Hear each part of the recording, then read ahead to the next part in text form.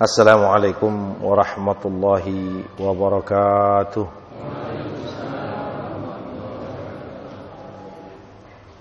Alhamdulillah, wassalatu wassalamu ala sayyidil Mustafa Sayyidina wa habibina wa syafi'ina wa maulana Muhammadin wa ala alihi wa ashabihi wa man tabi'ahum bi ihsanin ila yaumiddin. Rabbi israh li sadri wa yassir li amri wahlul 'uqdatam min lisani yafqahu qawli. Rabbana atina min ladunka rahmatan wa hayyi' lana min amrina rasyada. Amma ba'du.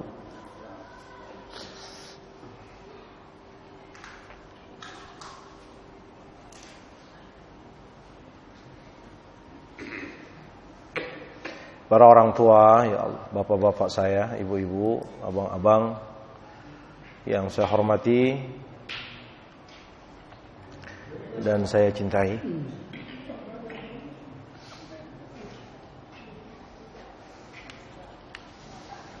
Mudah-mudahan Allah kumpulkan kita di dunia, juga Allah kumpulkan kita nanti di akhirat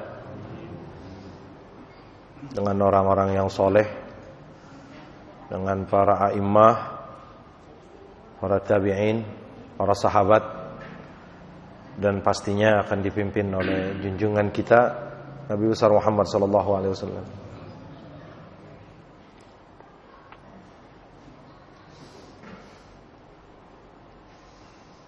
Alhamdulillah,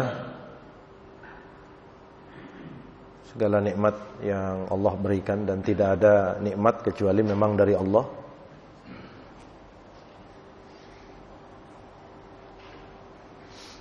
Berapapun kita bayar, tidak akan kebayar nikmat Allah. Kenapa? Karena nikmat Allah itu tidak pernah bisa dihitung. Maka andai seluruh waktu kita dalam hidup ini kita gunakan untuk taat, tunduk, sholatkah, sedekahkah, baca Al-Qur'ankah, itu belum cukup untuk bayar nikmat Allah.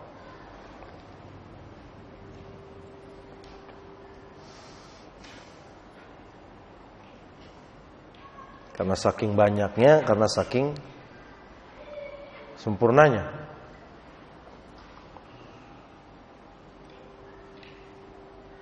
Maka lakukan apa yang kita mampu sesuai dengan yang benar, dan terus berharap agar Allah jadikan kita orang-orang yang bersyukur, Allah terima, Allah ridha, dan Allah sayang, serta berikan kemurahannya kepada kita. Hanya itu saja harapan kita itu kepada Allah. Rahmatullah wa fadluh. Sayangnya dan kemurahannya. Wa biha nanju minan nar. Karena dengan sebab sayang itu kita akan selamat nanti dari neraka jahanam. Dengan sayang dan kemurahan Allah masukkan kita ke dalam surga. Jadi yang sudah bisa berbuat, yang sudah bisa melaksanakan, istiqomahkan, dan jangan pernah merasa kalau kita sudah maksimal, sudah sempurna, tapi terus berdoa agar Allah terima, agar Allah terima, agar Allah terima. Mudah-mudahan istiqomah ini sampai kita mati, sampai kita kembali kepada Allah Subhanahu wa taala. Salawat beserta salam tak lupa kita sampaikan kepada junjungan kita Nabi besar Muhammad sallallahu alaihi wasallam serta keluarga, para sahabatnya, pengikutnya, umatnya sampai hari kiamat kelak. Meneruskan pembahasan kita masih tentang puasa. Terakhir, seorang anak kecil yang belum balik itu tidak wajib melaksanakan puasa. Tapi kewajiban tersebut diperintahkan kepada orang tua untuk mendidik mereka ini puasa, mendidik mereka ini sholat. Jadi di usia 7 tahun itu, kalau memang harus dimulai, maka mulailah untuk mengenalkan anak kita kepada Tuhannya, mengenalkan anak kita kepada nabinya, mengenalkan anak kita kepada kitabnya, mengenalkan anak kita itu kepada saudara-saudaranya. Itu di usia 7 tahun. Maka kenapa bahasa Rasul itu yang pertama harus diajarkan ke anak kita itu adalah muru auladakum bis-shalah li-sab'in. Itu salat, karena memang di dalam salat ini kan semua komplit. Ada pelajaran akidah, ada pelajaran akhlak, ya. Dan ini yang paling penting. Kenalkan kepada anak-anak kita prinsip-prinsip akidah yang benar. Insya Allah kalau ini sudah kita lakukan sungguh, "Man jahada fina lanahdiyannahum lana subulana." Yang sungguh pasti akan kami berikan, kata Allah. Sungguh, maksimal, berharap, berdoa kepada Allah, insya Allah Allah berikan. Dengan aturan main yang ditetapkan Nabi di usia 7 tahun. Ajarkan, nak, Tuhan kamu itu Allah. Ingat, jangan ketukar ya, nak. Bukan bapak, bukan ibu yang memberikan kamu makan, yang membesarkan kamu. Bapak, ibu itu hanya perantara. Jadi nggak usah khawatir kalau bapak, mak kamu ini nggak ada, nggak usah khawatir. Karena yang ngasih rezeki kamu itu terus hidup. Yang memberikan kamu makan itu terus hidup. Yang memberikan kamu kehidupan terus hidup, nggak pernah mati. Siapa ma? Siapa pak? Allah. Sedikit-sedikit ini kan nggak pakai makan waktu 5 menit, 10 menit, 3 menit kita ajarin begitu, 1 menit aja setiap harinya. Maka sering kita harus membuat pertanyaan-pertanyaan, dan ini sebagai pelajaran serta ingatan, dan insya Allah jadi prinsip untuk anak-anak kita. Pulang dari mana-mana, nak, siapa Tuhan kalian? Allah. Ada enggak Allah? Ada enggak Tuhan selain Allah? Enggak ada. Nak, siapa Nabi kau? Nabi Muhammad. Nabi Muhammad diutus bawa apa, nak? Al-Quran. Apa itu Al-Quran, nak? Al-Quran adalah cahaya, Al-Quran adalah kitab, Al-Quran adalah pedoman, Al-Quran adalah petunjuk, Al-Quran adalah aturan, Al-Quran adalah bimbingan, aturan adalah sistem, Al-Quran. Yakin, nak? Yakin. Oh, kalau dari usia 7 tahun kita berikan sebuah pemahaman seperti itu, luar biasa anak kita. Tuh. Jadi memang di usia 7 tahun sudah kita kenalkan kepada Tuhan mereka, kepada nabinya, kepada nabi kita, kepada Al-Quran.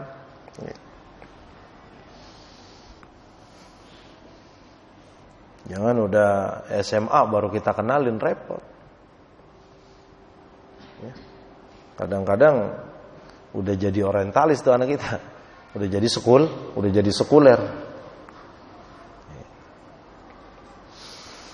Nah, selanjutnya man yurakhasu lahum fil fitri wa tajibu alaihimul fidyah. Fidyah. Siapa yang diizinkan, dibolehkan untuk tidak berpuasa, akan tetapi diwajibkan untuk mengeluarkan atau membayar fidyah. Yurakhasu al-fitru lisaykhil kabir wal mar'atil kabirah. Atau wal mar'atil ajuz.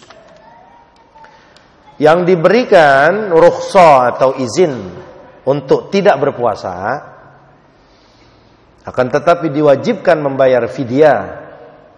Itu yang pertama adalah syekhul kabir, orang yang udah tua, kakek-kakek atau nenek-nenek yang udah kagak kuat puasa. Biasanya kebanyakan itu kalau udah kakek-kakek nenek-nenek kebanyakannya nggak kuat puasa udah. Gitu. Tapi ada yang kakek-kakek sampai meninggalnya nggak ada puasa yang ditinggalkan, nggak ada sholat yang dia lupa. Itu luar biasa. Kalau di usia 60, 65 sampai 70 masih gagah sholat, puasanya masih kuat, itu insya Allah apa meninggalnya nggak ada yang ditinggalin dari sholat.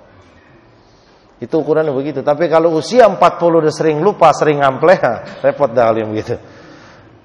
Ada yang umur 40 di sini? Nggak ada, semuanya di sini masih 28, 25 kelihatannya kan. Mudah-mudah Pak Jendang. Ukurannya kayak gitu. Ya, jadi yang diberikan keringanan untuk tidak berpuasa itu kakek-kakek, nenek-nenek yang keduanya sudah tidak kuat puasa. Boleh nggak puasa?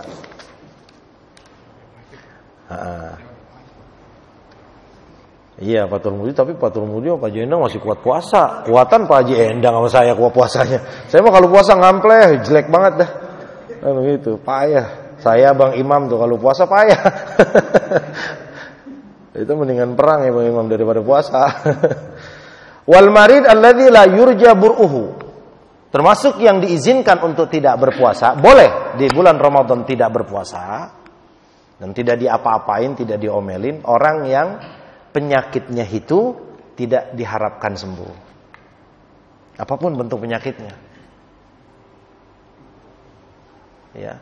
Terutama kalau penyakit yang udah nggak diharapkan sembuh ini biasanya penyakit-penyakit dalam yang itu akan terkait dengan lambung, yang terkait dengan paru-paru, hati, jantung dan yang lainnya.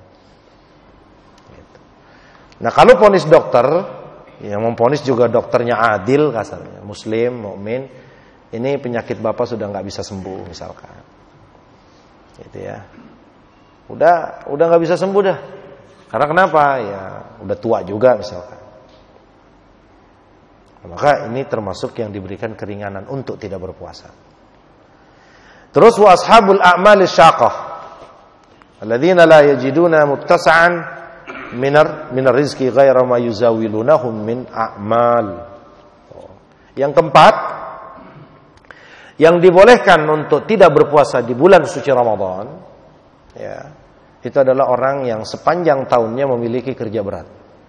Kerja beratnya luar biasa. Kalau kerja ya berat, tapi ini beratnya luar biasa. Seperti penggali sumur, penggali kabel, tukang pacul gitu, yang digali-gali kabel tuh, pokoknya berat. Yang ditambang, yang memang Allah tentukan rezekinya dari situ, dari kerja itu. Kalau dia nggak kerja, ya bisa aja dia nggak kerja, tapi dia makan dari mana? Nah ini kewajiban yang harus diberikan kepada anak dan istri dari mana? Makanya di sini hampir sepakat seluruh ulama, kerja beratnya ini sepanjang tahun, ya enggak? Dan dari sinilah penghasilannya. Bukan kerja yang biasa 6 bulan doang. Ini kan nanti kita bisa atur. Berarti pas mau bulan puasa nggak kerja, udah ngumpulin duit. Kalau enggak, ini mah tiap hari. Sampai sepanjang tahun itu tiap hari kerjanya, memang itu sudah. Kayak gendok apa namanya itu? Tukang gali-gali kabel itu kan luar biasa. Jam 11 sudah gali, ya puasa. Enggak kuat lah. Maka ini termasuk orang-orang yang memiliki pekerjaan berat. Berat. Dan memang dari situ dia mendapatkan rezeki. Serta ini dilakukan sepanjang tahun. Gitu. Memang enggak ada hentinya, memang hanya dari situ. Nah itu termasuk yang diizinkan untuk tidak berpuasa. Haulai jami'an yurakhas lahum fil fitri. Idza kana asyamu yujhiduhum wa yashqu alaihim mashaqqatan shadidatan fi jami'il fusulis sanah. Maka orang-orang yang memiliki kerja berat seperti itu, ini termasuk yang dibolehkan untuk berbuka puasa di bulan suci Ramadan. Dengan catatan apa tadi? Kalau memang sekiranya puasa ini membuat dia terhenti dari bekerja. Sementara kerjaan itu adalah yang menghasilkan rezeki dari Allah untuk tanggung jawab dia, untuk dia dan keluarga. Jadi ini sudah kita bisa bayangkan kerjanya itu berat. Dan memang itu dilakukan nggak bisa malam. Kalau bisa malam dilakukan nggak boleh, dia harus puasa di siang hari, malam dilakukan. Ini nggak bisa malam. Memang waktu kerjanya itu dari jam 7 sampai jam 5 atau sampai maghrib, gitu kan, waktu kerjanya. Kalau ada pilihannya, ini bisa malam bisa siang, ya pilih malam, biar siang bisa puasa. Gitu. Ini udah nggak ada pilihan, kerja hanya siang, dan hanya di situ kerja dia. Kalau dia bisa lakukan kerja yang lain, selain kerja berat tersebut, walaupun penghasilannya agak sedikit minim atau kurang, ya pilih yang sedikit. Yang penting dia bisa melaksanakan puasa. Itulah luasnya Islam, itulah pengertiannya agama kita melihat kondisi. Nggak akan pernah salah, karena yang menetapkan syariat ini yang menciptakan kita, yang maha tahu kita, dan yang paling sayang kepada kita. Yang paling sayang sama kita Allah.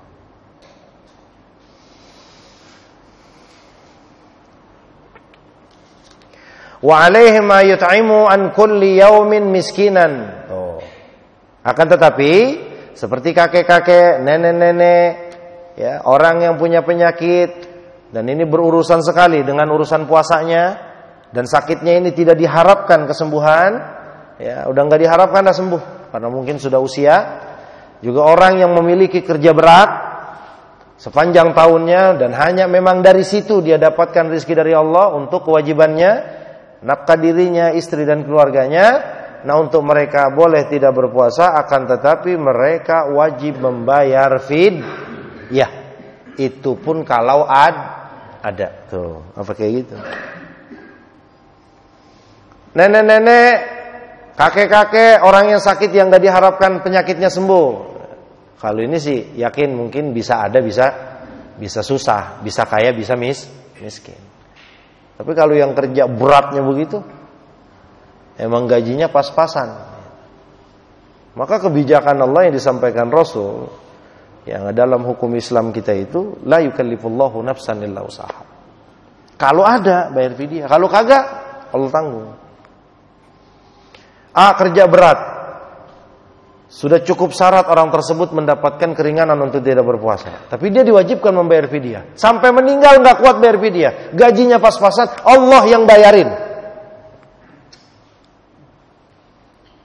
Anak susah semuanya, kecuali anaknya udah kaya kali, udah saya bayarin orang tua. Tapi kan itu nggak bisa dipaksakan, karena dia meninggal pun tidak meninggalkan warisan. Berbeda kalau seseorang meninggal dunia, lalu meninggalkan warisan, itu akan dibagikan dulu. Untuk apa? Wasiat, untuk bayar utang, baik utang dia kepada sesama atau utang dia kepada Allah seperti bayar fidyah. Nah, tapi meninggalnya susah, kagak ninggalin papa, tinggal ninggalin anak 3, bini 1. Pakaian, duit enggak. Nah, itu. Sementara dia punya utang fidyah, Allah yang bayarin. Apa kurang sayang Allah kita sama kita? Nah, inilah yang ditetapkan oleh Allah Subhanahu wa taala melalui Rasul. Jadi enggak ada sebenarnya itu pemberatan di dalam ajaran Islam kita itu. Enggak ada sedikit pun keberatan yang diletakkan buat kita. Berat dikit, ayo lakukan yang gampang buat kamu.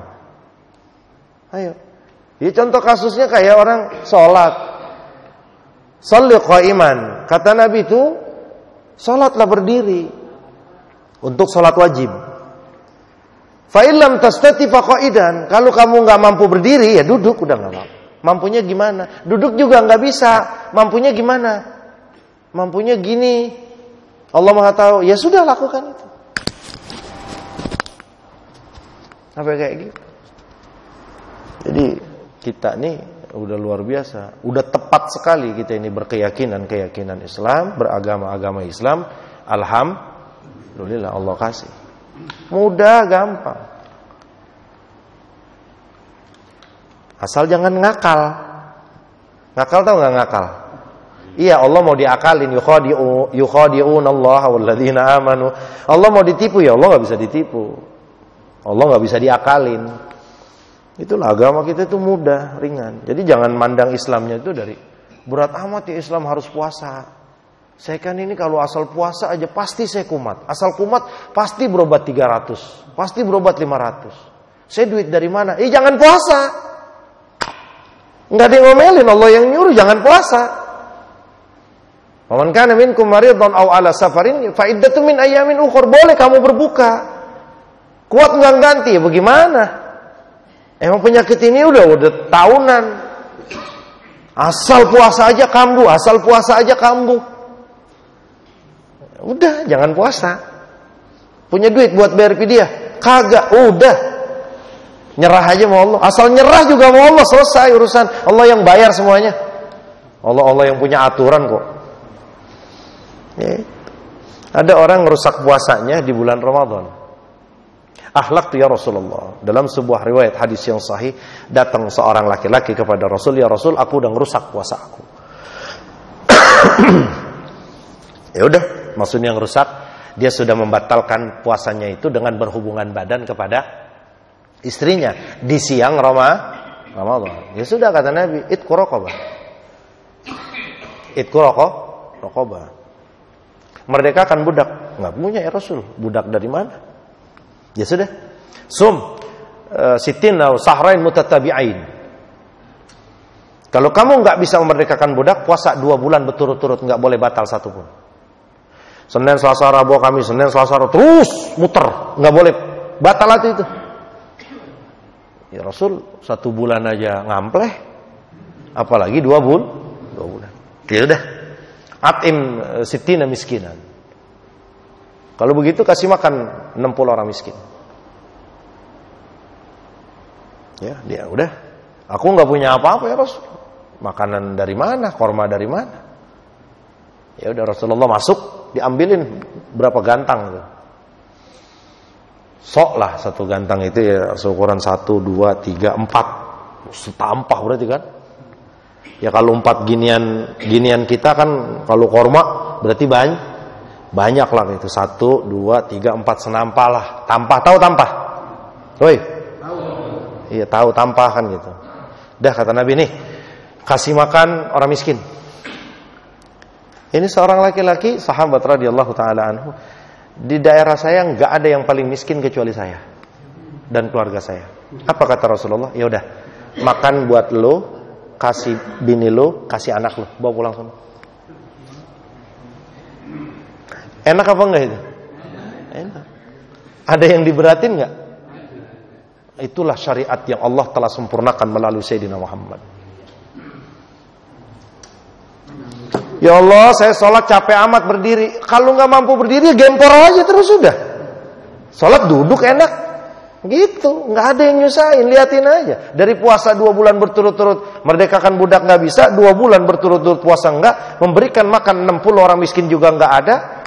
Dikasih kormanya, nih kasih makan, nggak ada yang lebih miskin kecuali nih kasih bini lu, kasih anak lu, buat keluarga lu. Selesai sudah pulang sono. Beres nggak itu? Itulah hukum Allah. Tapi jangan ngakal. Terdatang ke rumah Pak Jendang, Pak Jendang, saya ini mau bayar ini, ngakal lagi, nggak boleh. Allah Maha Taala. Itulah ajaran Islam kita.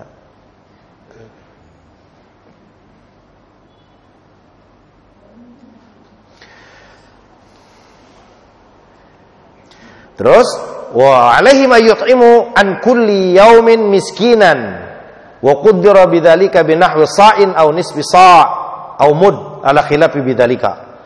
Nah, kalau mereka yang 4 ini boleh tidak berpuasa, akan tetapi dia wajib memberikan makan 1 harinya 1 orang miskin. Seukuran 1 sok 1 gantang atau setengah gantang. Sok itu ukurannya itu 4 mud. Mud apa mud nih? Ini mud namanya. Jadi kalau beras kita ambil begini itu namanya 1 mud. Sok itu, gantang itu adalah 4 mud. 4 ini. 1, 2, 3, 4 itu 1 sok. Berarti 4 jenis orang ini boleh tidak berpuasa tapi wajib memberikan makan ya kepada fakir miskin seharinya seukuran 2 liter, 6 liter gitu. 2,6 kilo. Berarti 2 kilo setengah. Nah, sampai 3 kilo. Kalau liter beras, liter ya? Hah? Kurang dari 1 kilo ya? Berarti 3 liter ya? Iya, benar. Kalau liter berarti gitu. Berarti ukurannya kalau 1 kilo berapa? Iya, emang ahli-ahli dagang semuanya ini. Saya mau puyeng udah. Besok dagang beras ah. Bagaimana? 1 kilo 1 liter itu lebih. Oh, ini artinya 1 kilo itu 1 liter lebih. Oh iya benar. Berarti benar kalau 2,6 kilogram itu berarti ukurannya liternya kira-kira 2,5. Iya benar. Hah? Iya kilo. Berarti 2,5 liter sampai 3 liter itu 1 sok yang harus kita keluarkan fidyahnya saat kita meninggalkan 1 puasa. Nah jadi kalau ada aki-aki di sini, kalau di sini orang nggak ada aki-aki, semuanya muda, kelihatan ya kan? Ada aki-aki, ada nenek-nenek kan gitu. Atau ada yang memiliki penyakit, mudah-mudahan Allah sehatkan dan tidak kita semuanya punya penyakit yang sudah tidak diharapkan sembuhnya. Atau di antara kita ada yang memiliki kerjaan yang berat. Mereka boleh tidak berpuasa tapi membayar fidyah setiap harinya. 1 hari puasa membayar fidyah. 1 harinya itu kalau dihitung beras 2,5 sampai 3 liter. Dalam sebuah riwayat yang lain itu nisfu sok, setengah sok berarti 1,5 liter. 1 liter setengah. Dasarannya rawahu al-Bukhari an Atha. Imam Bukhari meriwayatkan dari Atha. Atha itu kibaru tabi'in. Nah Atha annahu sami'a min Ibnu Abbas. Al-Imam Al-Atha ini kibaru tabi'in. Bergaulnya lama dengan sahabat. Salah satunya Sayyidina Abdullah ibn Abbas radhiyallahu taala anhuma. Kata Al-Imam Atha, aku mendengar Abdullah ibn Abbas. Abdullah ibn Abbas ini sahabat. Apa? Radhiyallahu taala anhu. Beliau membaca wa 'alal ladzina yutiqunahu fidyatun ta'amu miskin. Apa kata beliau? Qala Ibnu Abbas laisat mansukhah. Ayat ini tidak dihapus. Artinya mansukhah itu tidak dihapus hukumnya. Ayatnya ada di Al-Quran, hukumnya pun masih tetap berlaku. Apa kata Abdullah bin Abbas? Hiyalis syekhil kabir. Wa 'alal ladzina yutiqunahu. Yang enggak kuat puasa, kata Abdullah bin Abbas ini buat kakek-kakek yang udah kagak kuat puasa dan nenek-nenek yang udah kagak kuat puasa. La yastati'ani ayyasumahu fayut'imani makana kulli yaumin miskinan. Itu kata Sayyidina Abdullah bin Abbas. Ini buat kakek-kakek, buat nenek-nenek ya yang tidak kuat puasa, akan tetapi dia harus memberikan makan 1 orang miskin, 1 harinya 1 orang miskin. Nah ini dasaran. Nah inilah dasaran ulama-ulama kita menetapkan hukum sebagaimana yang tadi kita sampaikan. Nenek-nenek, kakek-kakek. Juga orang yang memiliki kerja dan orang yang memiliki penyakit yang berurusan dengan lambungnya ya, yang tidak diharapkan kesembuhannya.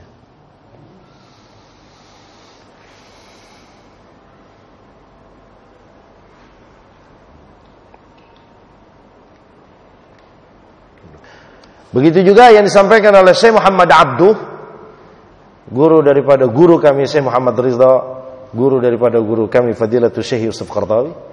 Fal murad mimman yutiqunahu fil ayat as-suyukh ad-du'afa wa zamna.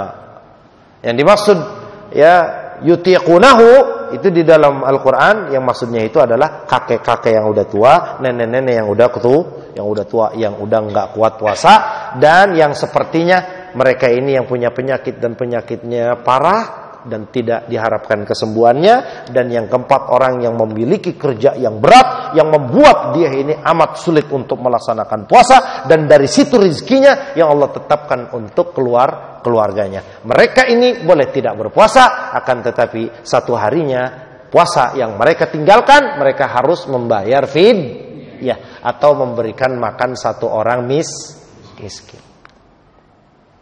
Kalau teknisnya mah boleh panggil, boleh pakai beras, gandum, gitu kan, boleh pakai duit. Kalau itu adalah ikhtilaf ulama ina. Itu berbedalah ulama-ulama kita. Ada yang boleh pakai uang, ada yang boleh pakai beras, ada yang panggil dia ke rumah makan makanan menu kita.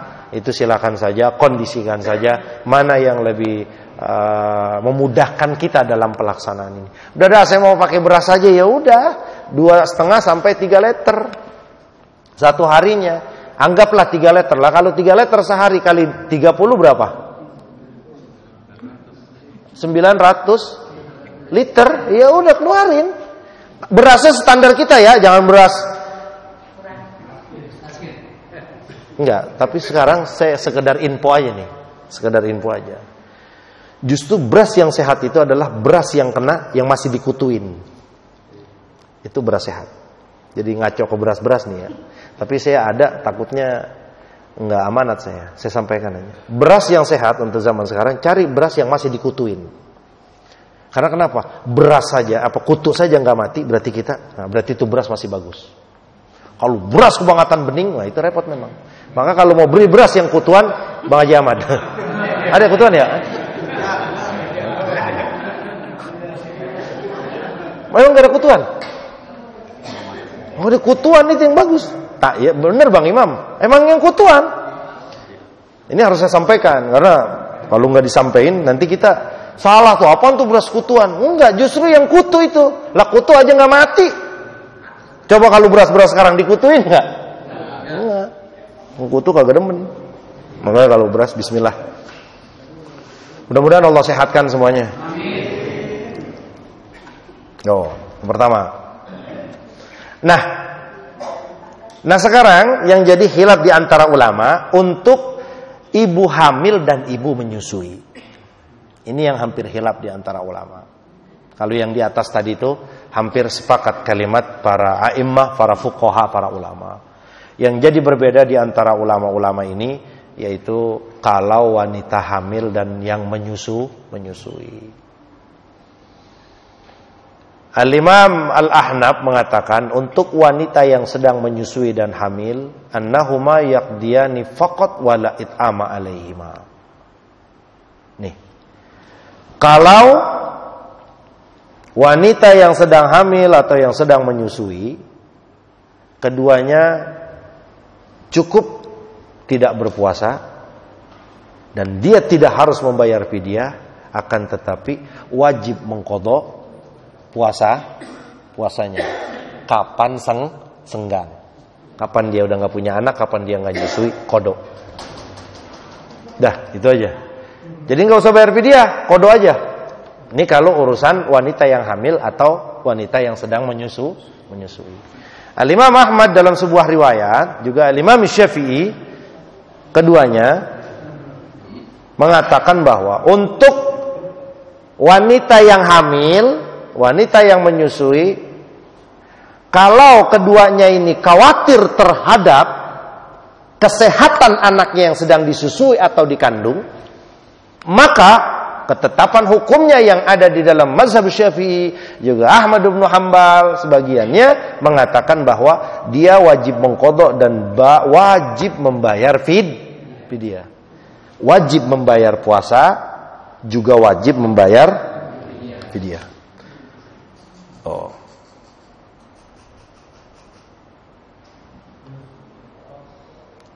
Abtarata fa'alaihim al-qadha wal fidyah. Kalau dia khawatirnya terhadap kesehatan anak.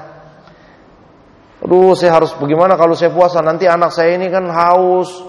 Anak saya kan lagi ngandung. Khawatirnya kayak gitu. Maka dia boleh tidak berpuasa, tapi nanti bayar double kena. Akan tetapi wa in khafata ala anfusihima faqat. Kalau nih yang lagi hamil, yang menyusui, dia khawatirnya bukan nama anaknya, bukan nama janinnya, tapi dia khawatir sama kesehatan dia. Ntar kalau saya puasa, orang saya lagi hamil begini, ntar saya sakit lagi ngapa-ngapa. Dia khawatir terhadap kesehatannya. Apa ketetapan hukum yang ada dalam mazhab Syafi'i juga mazhabul Hambali? Ya, fa'alaihimal qadha la ghair. Maka nanti dia hanya cukup membayar puasanya, tidak harus membayar fidyah. Adapun mazhab jumhur, ya, atau mazhab Malik, dan ini termasuk pendapat yang dirajihkan saat kami kuliah di Jamiatul Azhar, kuliah Syariah wal Qanun Su'bah Islamiyah, bahwa untuk ibu yang sedang hamil, ibu yang sedang menyusui, mereka ini dimasukkan kepada wa 'alal ladzina yutiqunahu, yaitu kepada nenek-nenek, kakek-kakek, orang yang sakit tidak diharapkan sembuh, juga orang yang memiliki kerja berat. Mereka artinya apa? Mereka ini yang enggak boleh tidak berpuasa, juga tidak harus mengqadha puasanya, akan tetapi cukup membayar fidyah. Nah, ini pendapat yang dirajihkan saat kami kuliah di Azhar. Namun ini tidak kita bisa paksakan pada mayoritas mazhab Syafi'i, terutama yang ada di mayoritas kita juga Ahmad bin Hanbal yang mengatakan, lihat, dia khawatirnya nggak puasa apa, kesehatan dirinya, cukup nanti di hari yang lain dia qadha, tidak harus membayar fidyah. Tapi kalau khawatirnya terhadap janinnya, terhadap anak yang sedang disusuinya, maka dia nanti pada saat qadhanya bukan hanya qadha tapi bayar double. Gitu. Man yurakhas lahum fil fitri wa yajibu alaihim al-qadha. Nah, sekarang siapa yang diizinkan untuk tidak puasa? Boleh dia tidak berpuasa tapi ganti. Ganti puasanya. Yang boleh tidak berpuasa akan tetapi dia harus ganti dengan puasa, itu siapa? Al-marid alladhi yurja bur'uhu. Orang yang sakit tapi sakitnya diharapkan sembuh. Hari kedua mules saja perutnya, lemes. Nah, ini kan penyakit, insya Allah besok sembuh. Nah, maka kalau penyakit-penyakit yang memang diharapkan kesembuhannya saat sakit di Ramadan, dia boleh tidak berpuasa, tapi fa'iddatum min ayyamin ukhar, dia harus ganti di hari yang lain. Yang kedua, wal musafir, orang yang melakukan perjalanan, mau musafir jauh atau musafir dekat. Yang pastinya apalagi kalau Jakarta dan sekitarnya, Jabodetabek. Jaraknya mah kagak begitu jauh, cuma macetnya nauzubillah min zalik. Kan gitu. Apalagi kerjanya bangsa naik motor. Udah keringet kemarin. Berat lah.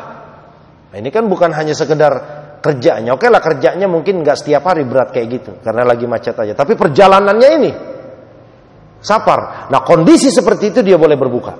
Tapi nanti ganti. Kalau hukumnya mah standarnya begitu. Nah, adapun dia mau terusin atau enggak, itu kan nanti yang berbicara iman. Dia mau terusin atau enggak, dia tahan atau enggak, itu yang berbicara iman. Tapi standar normal yang Allah tetapkan untuk mayoritas manusia, yang model kayak kita nih kayak gitu. Sakit, kuat enggak puasa? Payah banget, udah payah. Ya udah minum. Tapi kalau ada orang yang udah mau mati, udah buka enggak. Saya berharap saya dalam keadaan puasa Allah ambil ruh saya. Mantap enggak begitu? Itu yang nguatin bukan perutnya, imannya. Ya kalau model kayak kita mau udah ngap-ngapan, tibang aus dikit ya udah aus, ya mati dah. La ilah. Lah iya dah, orang di alasannya mati dah kita ambilin air. Ya udah minum, ya udah kan dibolehin katanya kalau orang sakit buka. Iya, lu memang bahasa cebin. Gitu. Paham ya kira-kira? Ya, kalau puasa mah iman, cuman untuk standarnya yang Allah tetapkan tuh kayak gitu. Puasa, sakit, kuat enggak? Enggak, buka. Maka ada dari ulama kita itu mengatakan sakit apa aja boleh puasa, boleh buka. Karena Allah katakan paman kana minkum maridun. Cantengan, boleh berarti berbuka. Kalau ditafsirinnya begitu. Tapi kan mayoritas ulama tuh dari mulai seluruh mazhab, guru-guru kami itu mengatakan sakitnya yang membuat kamu ini berat untuk puasa. Orang 7 itu kan apa? Mualah apa itu? Atau perut sakit atau diare kan? Itu kan. Yang sekiranya berat lah. Boleh buka tapi ganti. Tapi kalau kita mau mudah-mudahan lagi puasa Senin Kemis gitu, udah buka aja, biarin saya kembali kepada Allah dalam keadaan puasa kayak Sayyidina Utsman. Rasulullah tuh pernah ngomong sama Rasulullah tuh pernah ngomong dalam sebuah riwayat hadis kepada Utsman. Bukan ngomong. Jadi pada saat Sayyidina Utsman itu sudah mulai dibacok ya dengan pedang, pingsan. Di pingsannya itu tidur ngimpi dengan Rasulullah. Dalam riwayat tidur ngimpi dengan Rasulullah, udah nanti kamu berbukanya dengan aku. Itu Sayyidina Utsman pada saat pembantaiannya pada saat itu radhiyallahu taala. Ya udah. Pas ajalnya sampai meninggal karena dia fitnah, itu masa fitnah. Udah benar. Bukanya bersama Rasul. Nanti cerita lengkapnya nanti kita. Luar biasa itu. Apakah kamu akan memutuskan yang enggak tangan yang pernah menulis Al-Qur'an? Masa fitnah bodoh amat. Jas. Dan saat itu Sayyidina Utsman dalam keadaan berpuasa. Karena Rasulullah janjikan nanti kamu berbukanya sama aku di luar biasa. Berarti di sana Rasulullah buka bersama dengan Sayyidina Utsman. Ada enggak Sayyidina Abu Bakar? Pastilah. Ada Sayyidina Umar? Pasti. Buka bareng berarti. La ilaha illallah Muhammadur. Nah, biar kayak gitu kita kalau lagi puasa, jangan timbang puasa sakit. Nyaloh, awas nyaloh ya. Sampai dah itu mah dah. Wallahu a'lam bis. Subhanakallahumma wa bihamdika asyhadu an la ilaha illa anta astaghfiruka